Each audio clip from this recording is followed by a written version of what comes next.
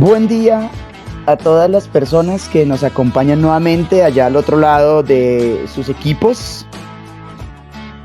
El cerebro y el mito del yo de Rodolfo Ginás, capítulos 5, 6, 7 y 8. Segunda parte del ejercicio que nos corresponde con este segundo texto del 2023, después de habernos dado la pela de trabajar a Slovak Zizek acerca de la ideología. Y hoy vamos a continuar con este ejercicio. Vamos a recalcar que el cerebro, entre otras cosas, según lo plantea el texto, es un órgano cerrado que se comunica con el exterior, pero tiene un funcionamiento interior propio, un funcionamiento propio para cada sujeto, para cada individuo. El texto nos presenta varias explicaciones que nos llevan a comprender que este cerebro, este órgano, puede ser cualificado como un emulador o un órgano para la predicción, que es el resultado de un largo e inacabado proceso evolutivo en el que la supervivencia es el propósito. La preservación de la vida ha ido moldeando no solo al cerebro, sino a toda la estructura anatómica de los diferentes seres vivos en la naturaleza de nuestro planeta, que es la que hasta ahora conocemos. Esto nos ha ido convirtiendo a nosotros como especie en un ser muy interesante para nuestro propio estudio. La aparición de otros órganos han definido, como les comentaba, y han configurado a este cerebro que se comunica con el exterior a partir de otra red de órganos. Por ejemplo, los ojos, por ejemplo, los oídos, por ejemplo, la piel, que son órganos a través de los cuales el cerebro se arma de una serie de estímulos. Este cerebro es una estructura muy compleja, pero a la vez sencilla. Pero precisamente esa sencillez ha sido el resultado de esos procesos evolutivos para que sea eficiente y sea perezoso.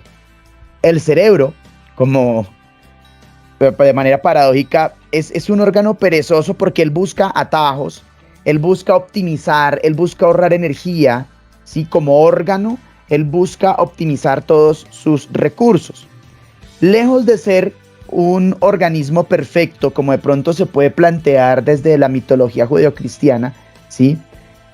Somos precisamente muy imperfectos y hay muchas fallas, hay muchas fugas de energía, hay muchas fallas fisiológicas y anatómicas comprobados científicamente, porque este proceso evolutivo no es algo que ya se haya terminado y no surgimos por el chasquido de unos dedos o por el soplido a una masa de greda, de arcilla o de barro.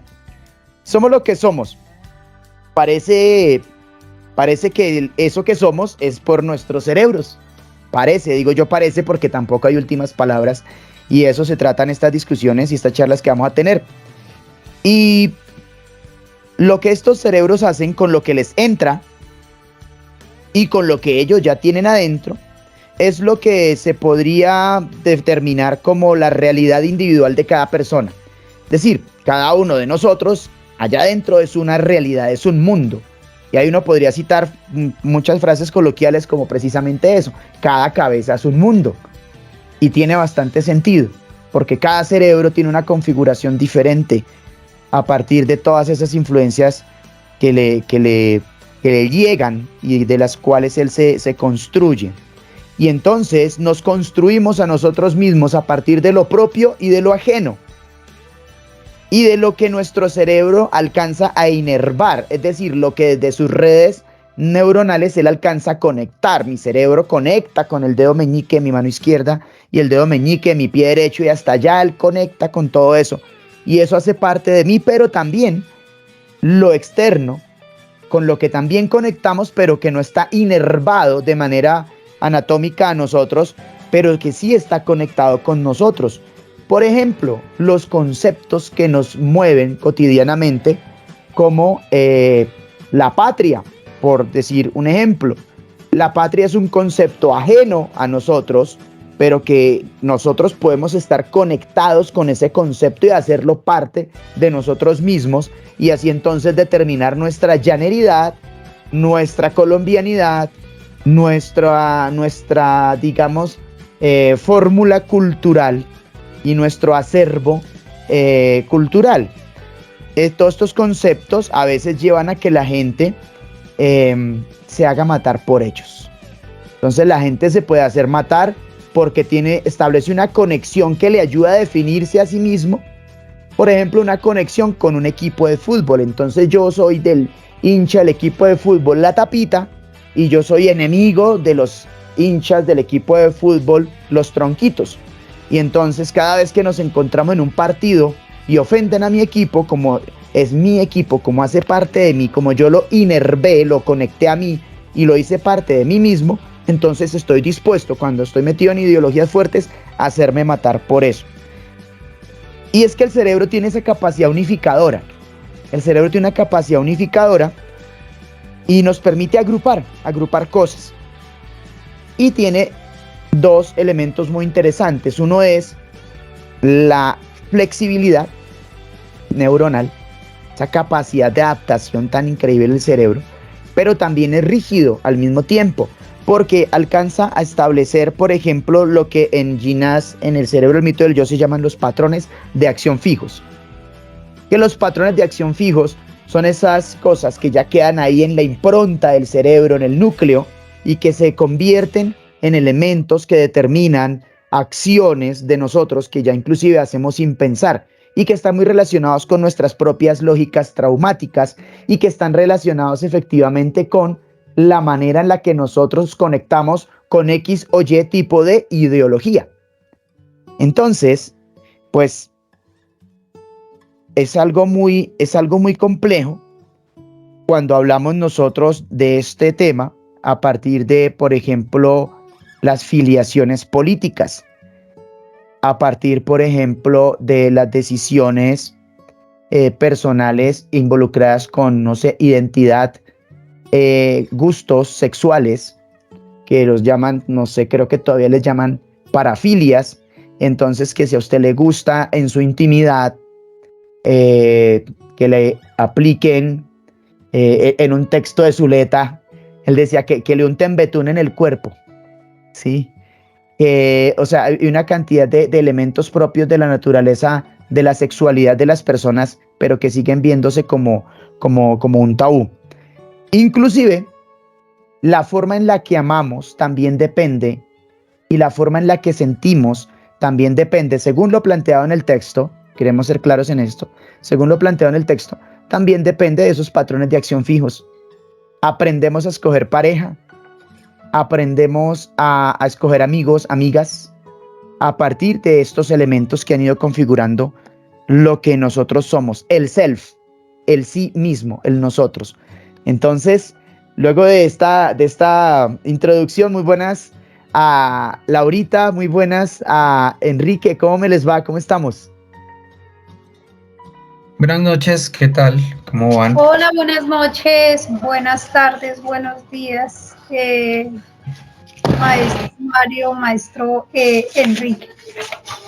Bueno, 4 capítulos más que vamos a charlar el día de hoy a partir de qué quiere decir el texto y cómo aterrizamos y cómo conectamos eso con nuestras realidades particulares como especie, ¿no? Ya yo creo que podemos hablar de Colombia, pero también están pasando tantas cosas en el mundo que en el fondo son afines con cosas que pasan en Colombia o que pasan en México o que pasan en Perú o que pasan en Argentina. Vean, por ejemplo, cómo se puso de moda la motosierra de Colombia que llegó a Argentina, ¿sí? Entonces, son puntos de conexión que hay entre, por ejemplo, esas ideas políticas. Entonces, ¿quién quiere seguir y contarnos acerca de su experiencia con estos 4 capítulos? ¿Laurita o Enrique? Y empezamos a charlar.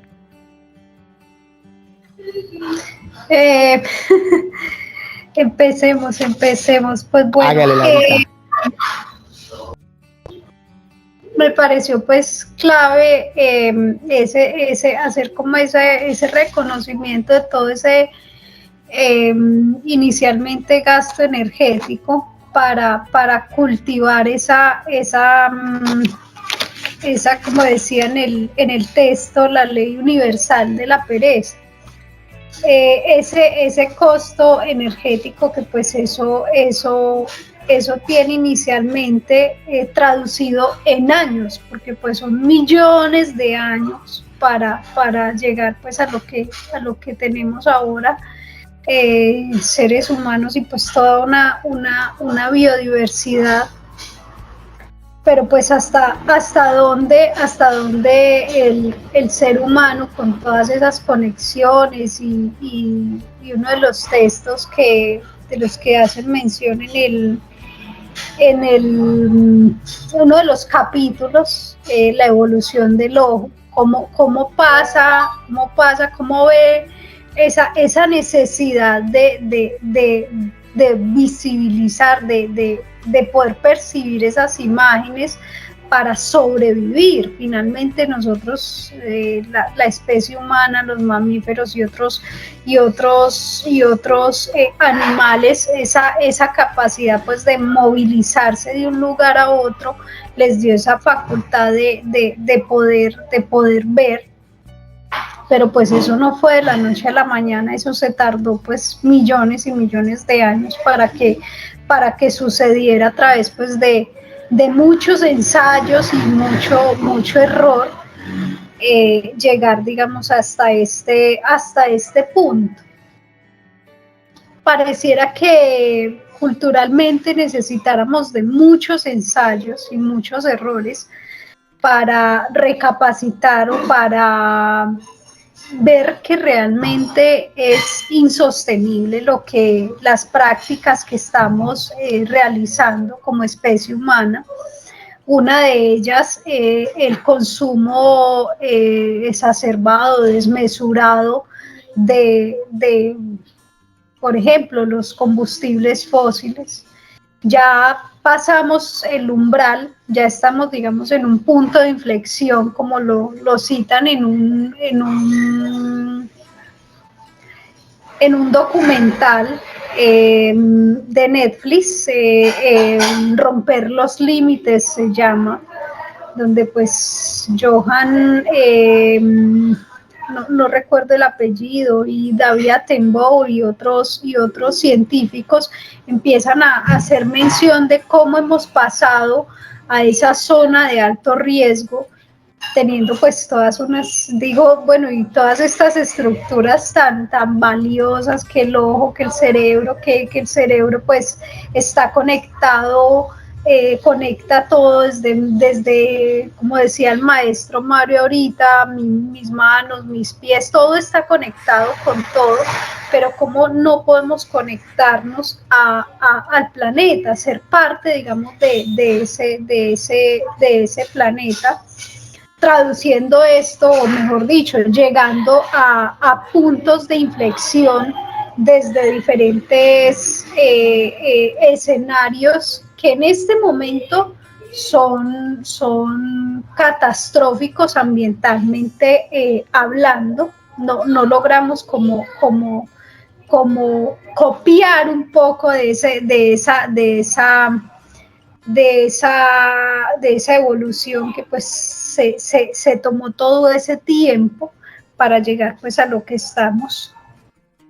Culturalmente somos realmente infantes en ese sentido, porque pues pareciera que nos comimos el cuento de un segundo paraíso y no respetamos este paraíso que ya tenemos, este medio que ya tenemos, y a la espera de un segundo paraíso lo estamos deteriorando en todo su esplendor. Eso, profe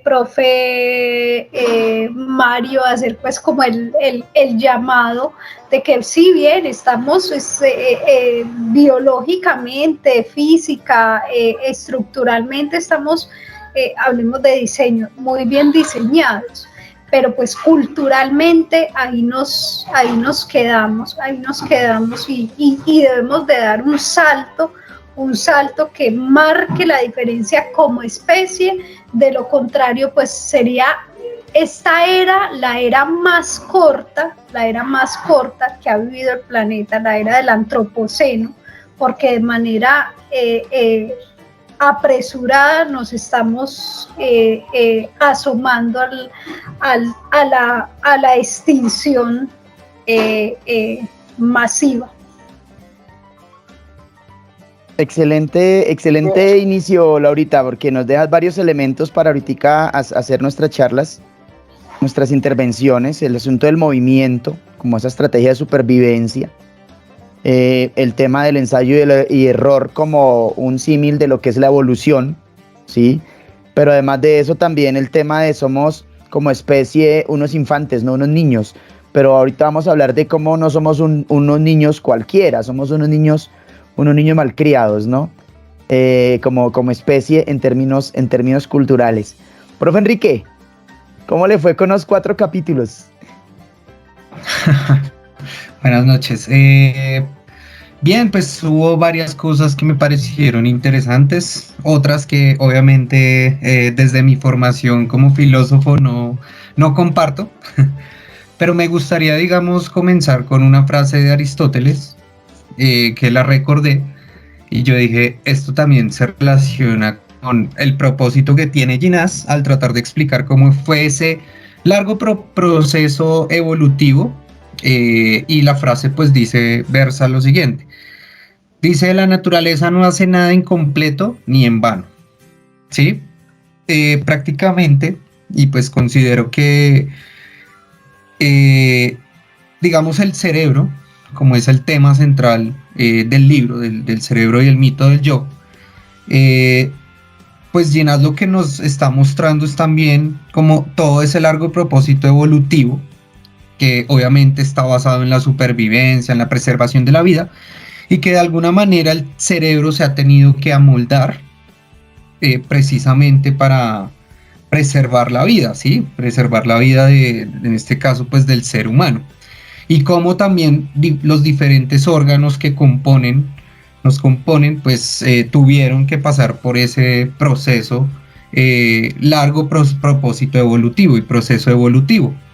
Digamos, en el capítulo 5, pues Ginás nos da el ejemplo de la visión, ¿sí?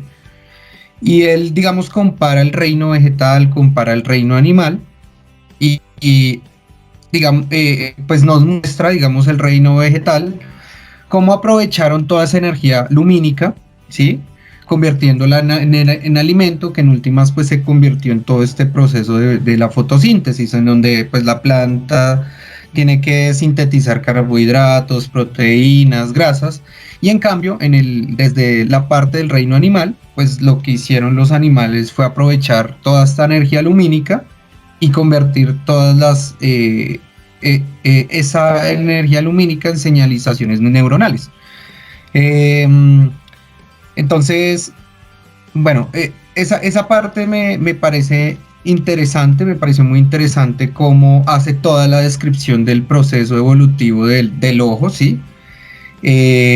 Por otra parte, como es un texto de divulgación científica, pues también tiene en cuenta cómo funciona, digamos, la luz. Digamos que dice, bueno, la trayectoria rectilínea de la luz también permite que el ojo se haya adaptado, etcétera, etcétera. Bueno, aspectos que de pronto no me gustaron mucho, y es que aún mantengo la perspectiva de que Ginás es un poco reduccionista. Yo creo que un científico, cuando tiene que hacer divulgación científica, debe incluir la filosofía, ¿sí? Me parece un poco reduccionista en el sentido de que él es, bueno, dentro de la filosofía, y como lo explicábamos la vez pasada en el podcast, él sigue esta tendencia monista. Es decir, para él la mente no está separada del cerebro, y la mente pues se considera como una parte más del cerebro. O sea, no hablábamos de esas posturas dualistas, en donde la mente era algo ajeno al cerebro, era algo diferente al cerebro, sino que para Ginás, pues obviamente, y él lo dice, mi postura es totalmente monista, ¿cierto? Me pareció, pues tenía muchas expectativas cuando él hablaba sobre el mito del yo, porque el concepto de yo es un concepto que prácticamente atraviesa toda la filosofía moderna. Entonces yo en algún punto como que esperé que él hiciera este recorrido histórico, partiendo desde Descartes, terminando en Kant, hablando sobre el yo, porque ese es el propósito, digamos, del capítulo 6. Entonces, creo que en este sentido, pues Ginás se queda un poco corto. Él está muy bien capacitado, sí, para hablar de ciencia, pero no profundiza o no hace un análisis exhaustivo con respecto al concepto del yo, del sí mismo. Entonces considero que sí debería profundizar en esos aspectos. Digamos, en algunas partes él trata el problema de la subjetividad al decir que, bueno, el tema de la subjetividad es un tema que compete tanto a la filosofía como a las ciencias cognitivas, pero es como lo único que menciona. Entonces dice como que desde la filosofía la conciencia, la subjetividad es algo que se encuentra en la conciencia, pero ahí él pues ya nos va a mostrar otra vez esa visión reduccionista en donde dice la conciencia no existe fuera del ámbito de la función del sistema nervioso y del cerebro, ¿cierto? Entonces, lo que él intenta, digamos, mostrar en este capítulo es que el problema de la cognición es ante todo pues un problema empírico y no tanto un problema filosófico, pero se centra mucho como en todos los aspectos científicos, pero no profundiza en los aspectos filosóficos. Entonces, digamos, en esa parte siento y reitero lo que ya estaba diciendo, cuando se va a hacer divulgación científica sí se debería incluir el aspecto filosófico y más porque está retomando conceptos filosóficos, que en este caso es el sí mismo, el yo, etc. Otro de los aspectos que pues me pareció interesante, no lo sabía, era lo de la acción fijo. Entonces, él decía que esos patrones de acción fijo pues producían movimientos complejos y lo que hacen estos PAF es liberar al sí mismo de gastar tiempo y atención innecesarios. Entonces está como relacionado con la toma de decisiones, ¿sí? Como con las elecciones que hacemos como organismos. Y pues obviamente estas elecciones que hacemos pues son indispensables para sobrevivir. Porque lo que hizo, digamos, la selección natural fue disponer algo en el sistema nervioso como un mecanismo que reducía de alguna manera todo ese número de elecciones. Entonces aquí nuevamente, y él ya lo había explicado, y pues Mario, tú también ya lo habías mencionado, lo de como esa ley de parsimonia, ¿sí? O sea, la ley del menor esfuerzo, en este caso, aplicado como al cerebro, ¿no? Bueno, esos fueron como los aspectos que me gustaron y los que no me gustaron digamos, del libro de Ginás. Gracias. Bueno, profe Enrique, profe Laura, esto es una vaina bien interesante porque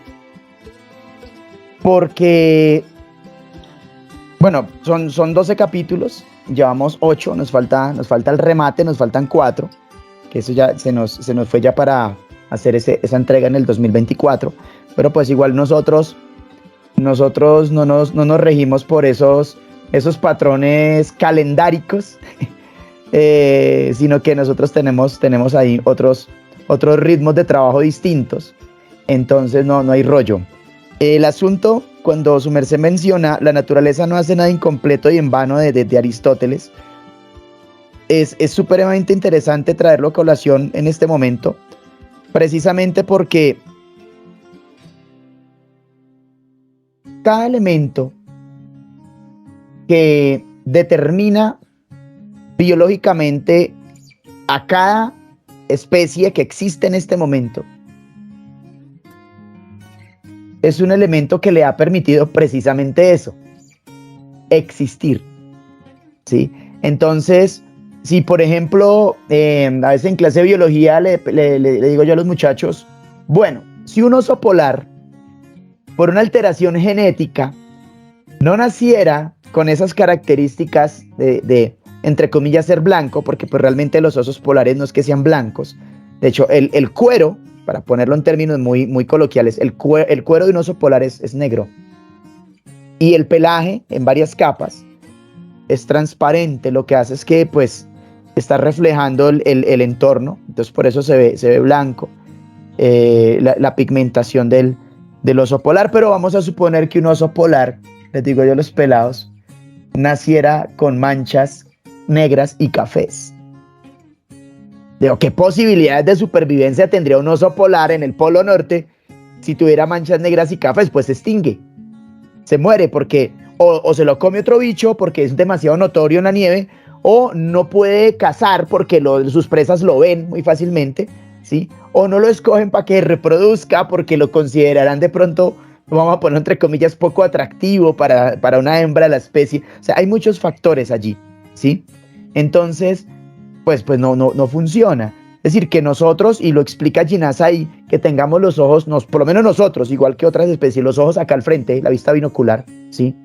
Igual, por ejemplo, igual que los leones, igual que los jaguares, o sea, los que son cazadores, lo tenemos los ojos acá, por una razón específica que está relacionada con la búsqueda de la presa. Pero las presas, entonces hablemos nosotros de algunos herbívoros, los antílopes, no sé, los ñus, las cebras, los tienen a los lados del cráneo y les da una mayor visibilidad ¿de qué? Pues de los cazadores, ¿no? ¿Sí? Pero además de eso también, inclusive, en algunos relatos, en algunos textos, hablan de la forma de la pupila, ¿no? Que la forma de la pupila en algunos animales que son predadores es vertical o redonda. Así que digamos los gatos, por ejemplo, o nosotros los seres humanos, pero en especies que son presas, o sea, herbívoras, la pupila inclusive es como horizontal en algunos casos, ¿sí? Entonces hay una cantidad de elementos ahí que es muy chévere retomar y bacano para hablarlo. Pero me viene aquí una pregunta a partir de lo que plantea el profe Enrique, y es: los patrones de acción fijos son una forma de ahorro de energía, ¿sí? A partir de lo que mencionamos.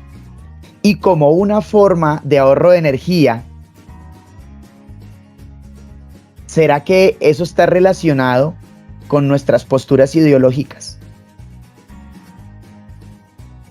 Esa forma de ahorro de energía estará relacionada con nuestras posturas ideológicas, con nuestras ideologías fuertes. ¿Qué creen? ¿Cómo ven ahí el asunto? ¿Por dónde abordaríamos esta pregunta? O sea, puedo... Dale, de una. Y no sé, de pronto tengamos ya la misma intuición, y es que la ideología ya no se reduce a un simple fenómeno cultural, sino que ya trasciende hasta un fenómeno biológico. ¿Podríamos tomarlo así, por ese lado?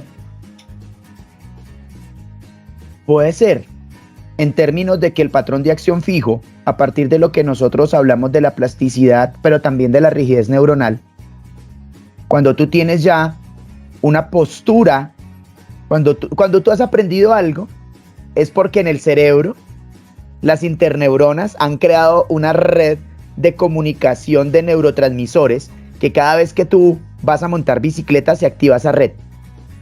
O sea, ahí ya hay algo que aprendiste, ¿sí? Las ideologías son producto de un aprendizaje. Es decir, nuestras posturas ideológicas podrían estar relacionadas con este fenómeno de los patrones de acción fijos. ¿Qué piensas, Laurita? Cuéntanos. En algún momento mencionábamos que la ideología se parte, que se llega a la ciencia y la filosofía y el arte, pero pues desde la ideología se parte, y asimismo como el universo no tiene nada completo y nada está totalmente terminado, nada digamos es perfecto. nos da, digamos, paso a ese, justamente a esa necesidad de la ideología. A ver, hay efectivamente en ambos hay un pedacito, desde donde yo lo estoy viendo. ¿Desde dónde lo estoy organizando yo? Para ver si de pronto logramos conectar y si están de acuerdo con este asunto. Un patrón de acción fijo, en términos muy sencillos, explicado desde el texto, es esta manera en la que nosotros hacemos que una tarea la podamos hacer nosotros básicamente en piloto automático, porque ya la interiorizamos y ya entonces lo hacemos de esa manera, pero en términos un poco más complejos, en términos así sencillos, por ejemplo, cuando tú puedes lavar la loza, porque tú has lavado la loza N cantidad de veces, mientras estás lavando la loza, que ya es algo que tú haces en piloto automático, ¿sí? Puedes poner un podcast de Diana Uribe y escucharlo y lograr un nivel de atención en el podcast más o menos decente para entender el podcast, ¿cierto? Mientras estás lavando la loza, porque lavar la loza ya lo haces en piloto automático, como un patrón de acción fijo, ¿sí? Ya lo haces ahí, listo. Pero, por ejemplo, cuando una persona está aprendiendo a conducir, digamos, un carro, hasta que se reconecten y rediseñe su red neuronal para que la persona, digamos, hablar de un carro mecánico como los que manejamos acá en Colombia, la mayoría de las personas, hasta que tus pies sepan en dónde están los pedales, hasta que tu mano memorice el camino para cada uno de los cambios, primera, segunda, tercera, cuarta, hasta que tus ojos ya se sincronicen con los espejos, el retrovisor, con todo, hasta que tú ya inclusive sientas las dimensiones del vehículo en tu propio cuerpo. Cuando tú logras todo eso, puedes conducir, y mientras conduces puedes ir cantando una canción que está sonando en la emisora. Y cantas la canción sin equivocarte, porque ya mecanizaste el acto de conducir. Pero mientras tú estás aprendiendo a manejar, como todavía no se han establecido bien esas conexiones, pues es como si tú estuvieras todo el tiempo hablando mentalmente en tu cerebro diciendo: clutch primera, suelto el clutch despacio, acelero, espejo de la izquierda, direccional, voy a girar, clutch segunda, acelero, sí, vas despacio. Y si alguien te habla mientras estás en ese proceso, cometes un error y se te apagó el carro, o te montaste al andén, porque no lo has interiorizado. Entonces, en términos biológicos, los patrones de acción fijos están relacionados con esas redes neuronales que se hacen estables, esas conexiones neuronales que hacen estables. En términos ideológicos, tenemos una estabilidad en posturas personales. Y esa estabilidad en las posturas personales que tenemos rígidas hacen que nosotros no nos ocupemos en reflexionar y en pensar cosas. Me explico. Tú estás aquí hablando con una persona que, digamos, es de ultraderecha. Y entonces esta persona está en desacuerdo con todo el asunto de la transición energética, porque dice: no, hagámosle, hermanos, hagámosle el carbón, al petróleo y al gas, que ahí es donde está el billete, ¿sí? Y esa persona está asociada a toda una estructura de pensamiento de una ideología fuerte, ¿sí? Pero la persona, cuando le presentan algo, como por ejemplo, no, es que la transición energética es una necesidad, las realidades numéricas en términos ambientales del planeta son estas y estas.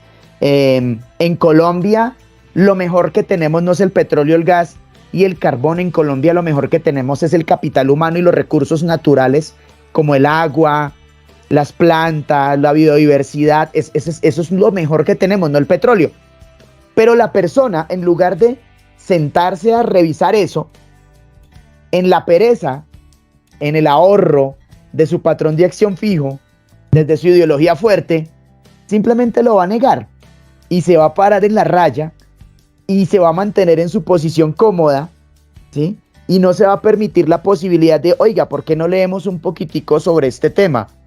¿Sí? ¿Por qué no revisamos a ver si de pronto, de allá del otro lado de la muralla donde yo estoy, ideológicamente ubicado, de pronto hay algo que de verdad a mí me sirva, ¿sí? Y lo mismo pasa en la izquierda, ¿no? Si alguien es de izquierda o si alguien es de centro o si alguien es de arriba o si alguien es de abajo, nuestra ideología de alguna manera, diría yo, se vuelve como un patrón de acción fijo en el que entramos en la pereza de querer comprender el discurso del otro, sino simplemente asumimos ya nuestra postura y decimos, no, que las parejas del mismo sexo no puedan adoptar y punto.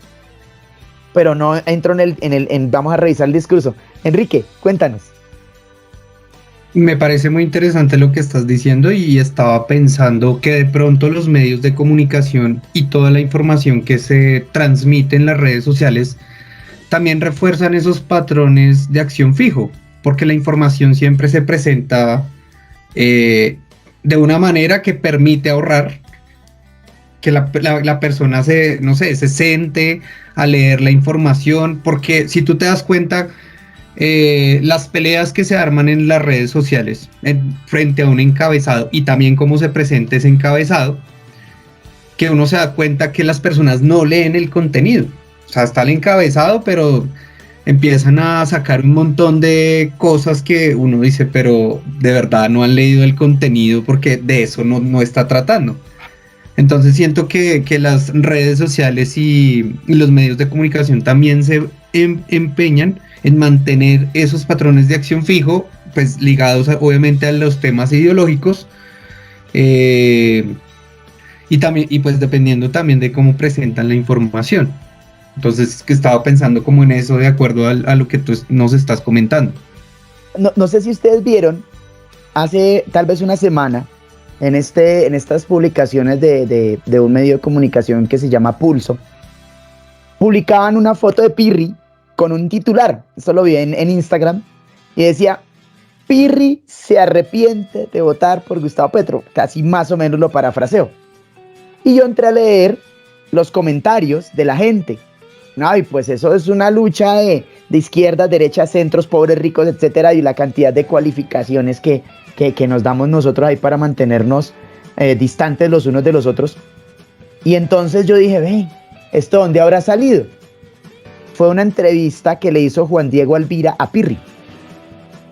Y entonces me fui a ver la fuente, me fui a ver la entrevista. 20 minutos de entrevista de Juan Diego Alvira a Pirri. Y en ningún momento Pirri dice eso. En ningún momento dijo que él está... No, nada. De hecho, Pirri se molesta con Juan Diego Alvira cuando Juan Diego Alvira trata de hacer como unas preguntas un poco tendenciosas alrededor del tema, pues del presidente y de tales y no sé qué. Y Pirri le dice, por eso yo no quería darle este tipo de entrevista a usted, le dice Pirri. Porque es que esto no es como saludable, no es como positivo. Y entonces Juan Diego Alvira se frena y le da otro rumbo porque Pirri le pone un alto ahí a Juan Diego Alvira, pero en ningún momento el hombre dice eso.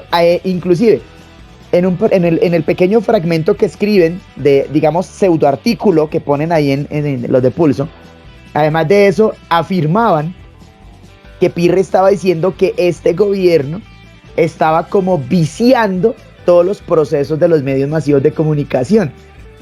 Y tampoco Pirri dice eso en la entrevista, sí, pero en la pereza, porque la ideología nos hace perezosos. La ideología nos hace perezosos y como a nuestro cerebro le gusta ser perezoso, pues es que a nosotros nos da pereza pensar, porque es que pensar es difícil. Porque es que pensar y asumir posturas implica, por ejemplo, leer. Y ya lo vimos con Zuleta, mano, leer es trabajar. O sea, leer como se corresponde. ¿Sí? Leer es trabajo. Es entrar en todos los procesos que habíamos visto en podcasts anteriores, ¿no? Entonces la rumia, la vaca, el camello, el león, el niño, hacer ese proceso, buscar palabras en los diccionarios, hacer una relectura. O sea, leer es trabajo. Y pues al cerebro no le gusta vaina, man. Entonces la gente se queda con, ay, sí. Y si yo tengo mi postura ideológica, digamos de ultraderecha, y sale el titular ahí, Pirri se arrepiente de haber votado por Petro. Entonces la gente se desboca allí en las redes sociales. Harto se les advirtió, malditos petristes, no sé qué decir, petroñeros, ustedes nos tienen mal. Laurita, te escuchamos. Audio, Laurita, la tienes. Cuando mencionas que leer es trabajo, totalmente de acuerdo, por cierto. Me voy a que a la biología, al universo, mejor dicho, le ha costado cada organismo, cada individuo, cada especie, evolutivamente hablando, hay un costo energético, hay un tiempo para llegar a esto. Pero si la especie humana desde la ideología le otorga todo lo creado a 7 días o a un soplo o a cosas que pues se han masificado, y entonces pues esos 7 días no merecen como ese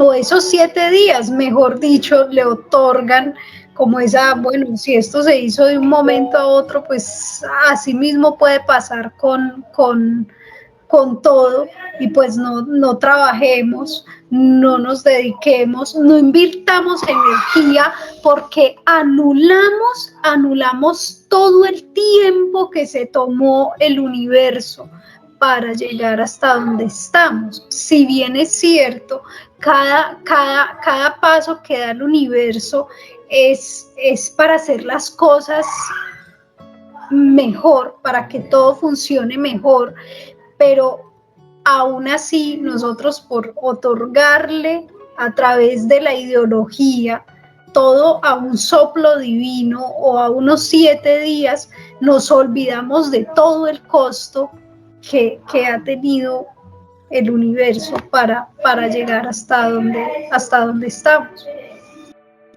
Y es que el hecho de que descendiera la temperatura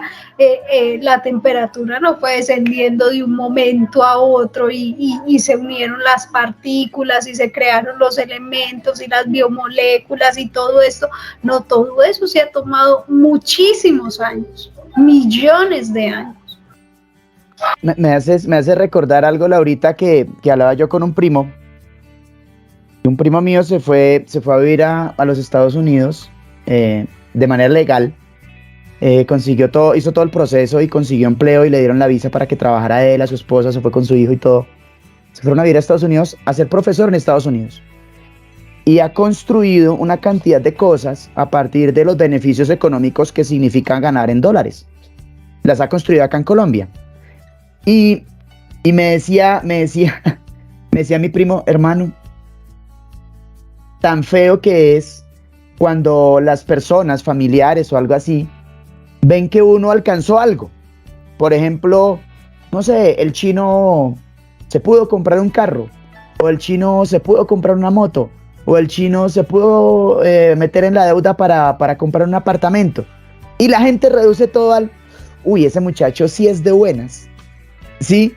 Y entonces dice mi primo, oiga, hermano, qué cagada la manera tan egoísta y tan envidiosa. Eso lo plantea Rafael Gutiérrez Girardot como la envidia de Caín, la envidia cainita. Reducir años de esfuerzo de una persona para poder pagarse una maestría, para poder pagarse un pregrado, para sacar adelante la compra de su primer vehículo, para poder sacar adelante el estudio de sus hijos, meterlos en un colegio, etcétera. Toda esa cantidad de cosas lo reducen a un, oiga, esa Laura sí es de buenas. Oiga, ese Enrique sí es de buenas. Oiga, ese Mario sí es de buenas. No, y por detrás de todo eso, ¿sí? O sea, atrás de los ojos que tenemos nosotros hoy, que a pesar de, por eso no somos perfectos. Si fuéramos perfectos no tendríamos que utilizar gafas y no estaríamos, sí, con unos ojos tan frágiles que en cualquier descuido ya nos da miopía o cualquier otra enfermedad de los ojos, ¿sí? O sea, detrás de eso, como dice Laura, hay muchos años de evolución y hay una cantidad de esfuerzo, digo yo, un esfuerzo colectivo de la naturaleza misma del planeta, como si fuera un mega organismo consciente en el que cada uno de sus elementos está haciendo su propio proceso, y aquel que no logra los procesos suficientes para llegar a la adaptación, entonces se termina extinguiendo, o a veces pues los seres humanos los llevamos a la extinción por nuestras prácticas autodestructivas. Pero también volvamos a lo que planteaba Laurita hace unos minutos para no satanizar el asunto de la ideología. Y el tema, y es que detrás de la ideología no es que haya un problema, o sea, no es que haya un problema en que tú creas en X o Y, en que tú profeses X o Y, porque de la ideología se parte. El asunto es que esas ideologías no se pueden hacer fuertes, o sea, no se pueden volver las ideologías fuertes. ¿Y qué son esas ideologías fuertes? Desde donde nosotros lo estamos revisando, son esos sistemas ideológicos que te llevan a anular al otro y a la intolerancia, a una intolerancia que te mueve en el odio al otro. O sea, tú puedes creer en algo, tú puedes creer en Dios, tú puedes creer, organizar tu espiritualidad a través de un sistema religioso, pero eso no te debe llevar a golpear con palos a dos muchachos que se están dando besos en un parque, como pasó hace un par de años en Engativá, que salieron las señoras y cogieron a palos a dos muchachos novios que estaban dando besos en un parque. Entonces, allá es donde no tiene que llevarnos la ideología fuerte, ¿sí? A decir, hay que darle en la cara, marica. No. Anotar en la libretica, como lo ponían en la novela de este sujeto Escobar, que precisamente el 2 de diciembre, creo que se cumple ahí aniversario de cuando al hombre como que le dieron de baja. Entonces, allá no nos debe llevar la ideología.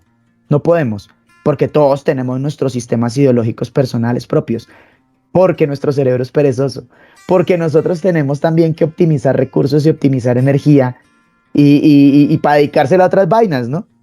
¿Sí? Para dedicarle esa energía a otros elementos. Lo que nos corresponde ahora es los últimos 4 capítulos del texto de Ginás. Los 4 capítulos vamos a ver. A mí me está empezando a convencer lo que dice el profe Enrique, ¿no? O sea, lo de la postura filosófica, la responsabilidad de la postura filosófica. Si no la descubrimos acá en el capítulo 9, 10, 11 y 12, en el capítulo 9 vamos a hablar del aprendizaje y la memoria. En el capítulo 10, las qualias, desde el punto de vista neuronal. En el capítulo 11, el lenguaje como hijo del pensamiento abstracto. Y en el capítulo 12, la mente colectiva, como una pregunta, la mente colectiva. Tengo mi esperanza puesta en ese asunto de la mente colectiva para seguir hablando de las ideologías. Porque las ideologías funcionan como una mente colectiva, como mentalidad de rebaño, creo yo, así como lanzando una hipótesis. Pero vamos por buen camino. A ver, y si no nos lo brindara Ginás en el texto, o si no nos lo brindara el texto de Ginás, como dice el profe Enrique, tendríamos que revisar otros autores y empezar a cotejar el asunto, ¿sí? Para el asunto del yo, ¿no? Porque sí es importante, me parece a mí, que lo revisemos al detalle, porque el yo hace parte del todo, del colectivo, y el colectivo es lo que se mueve a través de las ideologías. Entonces sí es importante hacer ese ejercicio. Por mi lado, no sé si de pronto nos regala el profe Enrique una salida de despedida y la profe Laura una salida de despedida, y ya nos encontraríamos en el próximo podcast. Perfecto. Bueno, estaba pensando que el universo, a pesar de todo, es demasiado hostil con la vida. Y nosotros, digamos, aquí en el planeta Tierra, hemos pasado por 5 extinciones masivas, pero aún así la vida ha florecido y se ha tratado de adaptar, ¿sí? O sea, ha sido un largo proceso evolutivo como para arruinarlo todo desde las ideologías fuertes, porque se convierten en patrones de acción fijo y lo único que nos están llevando es a la extinción. Entonces, pues esa era como la reflexión que quería para cerrar.